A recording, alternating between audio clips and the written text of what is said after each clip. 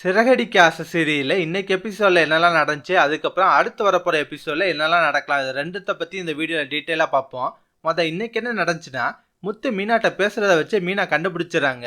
எங்க உங்க பேச்சே சுத்தமா சரியில்லை, இன்னைக்கு எதுவும் குடிச்சிட்டு வந்தீங்க, நடக்கிறதே வரேன்னு சொல்லி மிரட்டுவாங்க. முத்து அதெல்லாம் ஒன்னும் இல்லை மீனா, சத்தியமா குடிக்க மாட்டேன்னு சொல்லிட்டு தான் போனை கட் பண்ணுவாரு. ஆனா அவங்க ஃப்ரெண்ட்ஸே கூட ஜாலியா சரக்கடிக்க போயிடாரு. அதுக்கப்புறம் இந்த பக்கம் மனோஜை தான் கட்டுறாங்க. மனோஜ் ரூம்ல இருக்கும்போது ரோஹினி கால் வருது. மனோஜ் தான் அட்டன் பண்றாரு. யாருன்னு பாத்தீங்கன்னா ரோஹினி அவங்க அம்மாவையும் கிருஷியும் ஒரு வீடு எடுத்து தங்க வச்சிருக்காங்கல்ல, அந்த வீடோட ஹவுஸ் ஓனர் தான் கால் பண்றாரு. ரோஹினி நினைச்சு வாடகை காசை கேட்கறாரு. என்னம்மா ரோஹினி 10ஆம் தேதி ஆச்சு இன்னும் பணம் அனுப்பாம இருக்குன்றாரு. பதிலுக்கு மனோஜ் வந்து, சார் நாங்க கடை வாடகை தான் ஆல்ரெடி கொடுத்துட்டோமேன்னு. அதுக்கு அவரு, என்னது கடையா, நான் பெருங்கலத்தூர்ல இருந்து ஹவுஸ் ஓனர் பேசுறேன்ப்பா, இது ரோஹினியோட நம்பர் தானே, அவங்களை சீக்கிரம் வாடகை காசு அனுப்ப சொல்லுன்ற மாதிரி சொல்லிட்டு போனை கட் பண்ணிடுறாரு. மனோஜுக்கு ஒரு மாதிரி குழப்பமா இருக்கும். ரோஹினி வந்தோன்னே இது சம்பந்தமா விசாரிப்பாரு. ரோஹினி, பெருங்கலத்தூர்ல இருந்து ஹவுஸ் ஓனர்னு ஒருத்தர் பேசினாரு, வாடகை காசெல்லாம் கேட்கிறாரு, யார் அவரு, பெருங்கலத்தூர்ல நீ யாரை குடி வச்சிருக்க, அவங்களுக்கு எதுக்கு நீ வாடகை கொடுக்கணுன்ற மாதிரிலாம் கேள்வி மேல கேள்வியா கேட்பாரு. அதெல்லாம் கேட்ட ரோஹினிக்கு ஷாக் ஆகுது. அப்படியே சமாளிக்கிறாங்க. மனோஜ், அது என் ஃப்ரெண்டு தான், பாவம் வேலை எல்லாம் கஷ்டப்பட்டுட்டு இருக்கா, அதனால தான் நான் ஹெல்ப் பண்ணேன்றாங்க. உடனே மனோஜ் வந்து, ஏன் இந்த விஷயத்த என்கிட்ட சொல்லவே இல்லை, வர வர என்கிட்ட நீ நிறைய விஷயத்த மறைக்கிற, அந்த சிட்டிட்ட கடன் வாங்கினதை மறைச்ச, இந்த விஷயத்த மறைக்கிற, ஒரு புருஷன்ற மரியாதையை கொஞ்சம் கூட கொடுக்க மாட்டேன்ற மாதிரிலாம் கோவப்படுவாரு. பதிலுக்கு ரோஹினியும் கோவப்படுறாங்க. இப்ப என்னமோ நான் பெருசா தப்பு பண்ண மாதிரி பேசிட்டு இருக்க, நீ தான் என் அனுமதி இல்லாம என் போன் எடுத்த, நீ பண்ணதான் தப்புன்ற மாதிரி வாக்குவாதம் பண்ணுவாங்க. கடைசியில மனோஜ் கோச்சிட்டு மொட்டை மாடிக்கு தூங்க போயிடுறாரு. அதுக்கப்புறம் நடக்குதுன்னா, முத்து வீட்டுக்கு வருவாரு. முத்தோட நடவடிக்கையை பார்த்து மீனா கண்டுபிடிச்சிருவாங்க, இவர் நல்லா குடிச்சிருக்காருன்னு. முத்தை கண்டபடி திட்டுவாங்க. முக்கியமா முத்தோட ஃப்ரெண்ட்ஸ் எல்லாம் திட்டுறாங்க.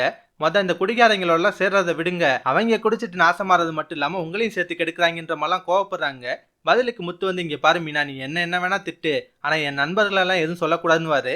அதுக்கு மீனா வந்து, உங்க நண்பர்கள்லாம் அப்படியே யோக்கிய சிகாமணிங்க, எல்லாருமே குடிகார பயில்க தானே, அவங்களுக்கு என்ன மரியாதை வேண்டி கிடக்குன்ற மாதிரிலாம் கோவப்படுறாங்க. லாஸ்டா முத்தும் கோச்சிட்டு மொட்டை மாடிக்கு தூங்க போயிடுறாரு. அதுக்கப்புறம் ஸ்ருதிக்கும் ரவிக்கு இடையிலையும் ஒரு சண்டை வரும். ஆமாங்க, ஸ்ருதி வந்து ரவிட்ட பயங்கரமா சண்டை போடுறாங்க. நான் கால் பண்றேன், அட்டன் பண்ணாம இருக்க, வர வர நீ என்னை கண்டுக்கவே மாட்டேன், நான் உனக்கு அந்த அளவுக்கு முக்கியம் இல்லாம போயிட்டேனான்ற மாதிரிலாம் கோவப்படுவாங்க. ரவியும் லாஸ்ட்ல கோச்சிட்டு மொட்டை மாடிக்கு தூங்க போயிடுறாரு.